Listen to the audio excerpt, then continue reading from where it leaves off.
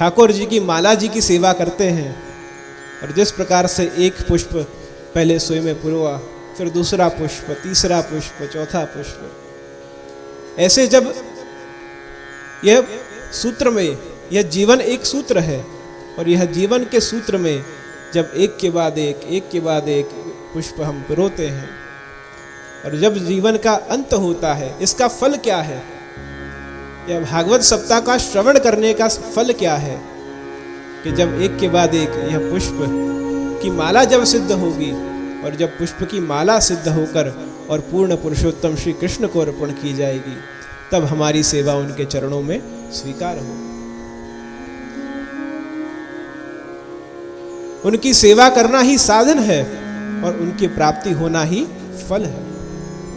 वही साधन है और वही फल है।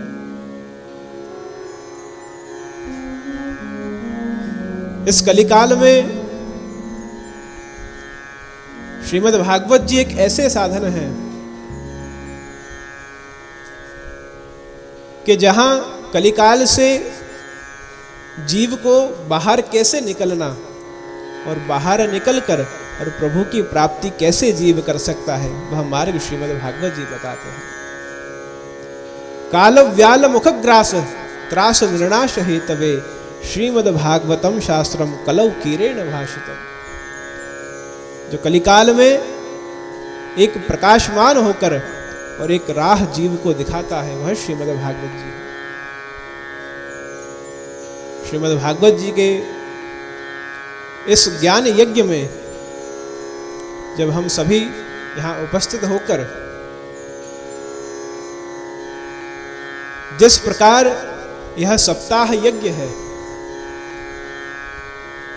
श्रीमद् भागवत जी को 7 दिन में समझना, उसका गुणानुवाद करना असंभव है, परंतु इस 7 दिन में यह 7 दिन परीक्षित के पास थे और यह 7 दिन हमारे पास है।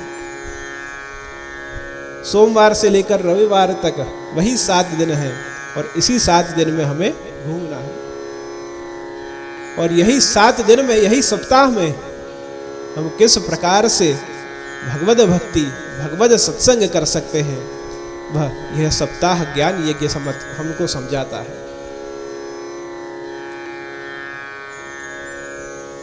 अष्टादश पुराण में श्रीमद् भागवत जी को महापुराण तिलक रूप माना है। मद्वयम भद्वयम चैव बत्रयम व चतुष्टयम अनापलिंग कुस्कानि पुराणानि पुरा विदुः। जो अष्टादश पुराण है, मत्स्य पुराण, मार्कंडेय पुराण, ब्रह्म वैवर्त पुराण आदि जो अष्टादश पुराण है, वह सब पुराणों में श्रीमद् भागवत जी को तिलक स्वरूप माना है, मुख्य माना है। श्रीमद् भागवत पुराण तिलकम यद वैश्वनानाम धनम। पुराणों में तिलक है और हम सभी वैष्णव जनों का वह धन है। और जो श्रीमद् भागवत जी का नित्यतम पाठ करता है, नित्यतम वांचन करता है, नित्यतम श्रवण करता है, भजे जिज्ञासुरात्मनः, वह जिज्ञासु प्रभु की प्राप्ति करने योग्य बनता है। जगत गुरु श्रीमद् वल्लभाचार्य महाप्रभु जी ने भी श्रीमद् भागवत जी में जो गूढ़ अर्थ थे, श्री गोसाई जी आप उस पर विस्तार करते हैं कि श्रीमद् भागवत गूढ़ार्थ प्रकाशन परायण। और कैसे प्रकाशित किया? तो श्री भागवत पीयूष समुद्र मंथन क्षमः, श्रीमद् भागवत जी रूपी इस समुद्र में से उसका मंथन करके और जो उसमें नवनीत था वह आपने इस जग को बताया है। श्री महाप्रभु जी की उसी परंपरा में जहां श्री महाप्रभु जी ने भी जहां जहां श्रीमद् भागवत जी का पारायण किया है, जहां जहां आप विराज कर,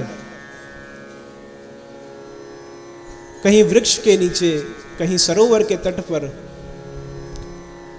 कहीं वन में, अलग अलग जगह श्री महाप्रभु जी ने श्रीमद् भागवत जी का पारायण किया है। शरदनाथ दासचरण आप आज्ञा करते हैं कि कहां कहां कितने बैठक जी कहाँ कहाँ श्री महाप्रभु जी ने पारायण किया, कितने आपके वैष्णव, तो कौन सी जगह है, तो इसका विस्तार श्री गोसाई जी ताजचरण आप करते हैं। तो श्री महाप्रभु जी ने जहाँ जहाँ पारायण किया है उसे हम बैठक जी कहते हैं। और वहीं बैठक जी पर जाकर जब हम झारी चरण स्पर्श करते हैं, अभी किसी ने बात की कि आप बैठक जी कब पधार रहे हो, तो बैठक जी पर जाकर जब हम वह स्थल पर जहाँ श्री आचार्य चरण ने श्रीमद् भागवत का वांचन किया है, सप्ताह का आपने पारायण किया है, वह स्थान अति पवित्र है कि जहाँ श्री प्रभु की वह लीलाओं का विस्तार आपने स्वयं के मुखारविंद से किया है। एक प्रश्न अगर पूछें कि हम सब जो उपस्थित हैं, हम सब कौन हैं, यह प्रश्न अगर पूछा जाए कि हम कौन हैं, तो हम कौन हैं? हम वैष्णव हैं। हम गले में क्या धारण करते हैं? तो हम गले में कंठी धारण करते हैं। मस्तक पर क्या धारण करते हैं? तो मस्तक पर हम तिलक धारण करते हैं। हम क्या उच्चारण करते हैं? तो हम अष्टाक्षर मंत्र का उच्चारण करते हैं। हम क्या करते हैं, कार्य में क्या करते हैं? तो कार्य में हम प्रभु की सेवा करते हैं। शास्त्र कहता है कि आहार निद्रा भय मैथुनंच सामान्यमेतद् पशुभिः समानाम्। आहार भोजन आदि हम लेते हैं, निद्रा भी हमको चाहिए।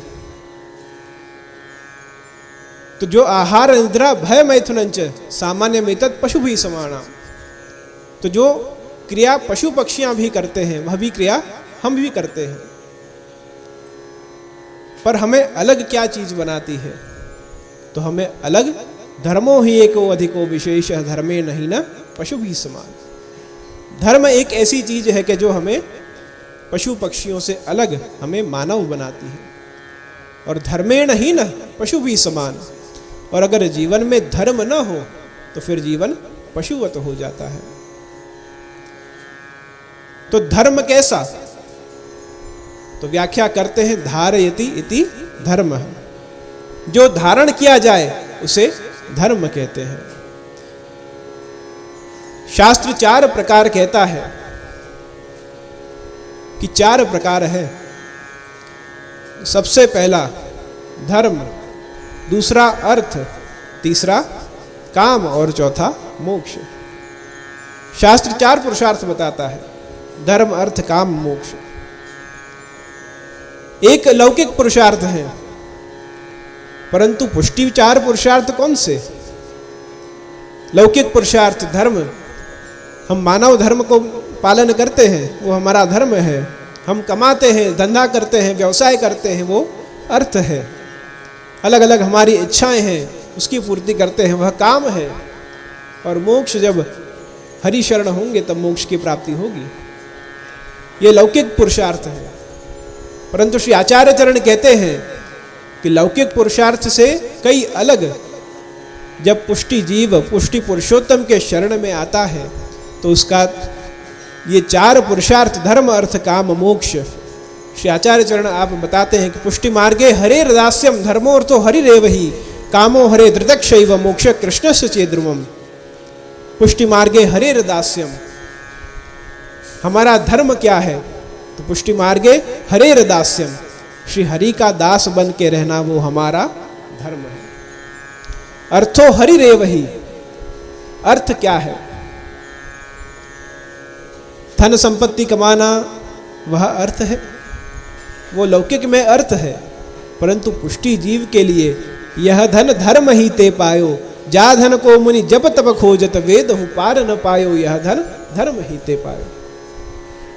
वह अर्थ, अर्थो हरिरेवहि, हरि स्वयं ही अर्थ। हमारे सबसे मूल्यवान वस्तु कौन सी? तो वह स्वयं श्री कृष्ण है। अर्थो हरिरेवहि कामो हरे धृतक्षैव, कामना क्या? लौकिक में कामना होगी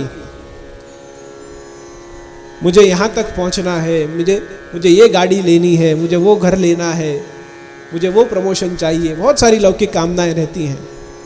परंतु अलौकिक कामना क्या? अलौकिक कामना कि श्री हरि का दास, हरि का सेवक बन के हमेशा मैं रहूं, वो अलौकिक कामना है। कामो हरे धृतक्षैव मोक्ष कृष्ण से चेद्रुम। और जो मोक्ष यानी मुक्ति देने वाला है वही स्वयं आ जाए तो फिर मुक्ति की चिंता नहीं है।